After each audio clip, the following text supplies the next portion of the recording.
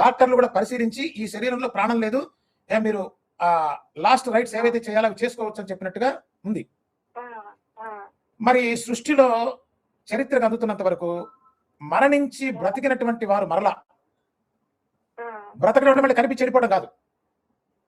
దాదాపు 30 సంవత్సరాలు మరలా భక్తుల మధ్య జీవించి ఉండి భక్త రక్షణ చేసినటువంటి పరమాత్మ స్వరూపం సాయిబాబా. షాకులు, జలకులు, ట్విస్టులు, దెబ్బ మీద దెబ్బ, ప్రతి సీను క్లైమాక్స్ లా ఉంటుంది.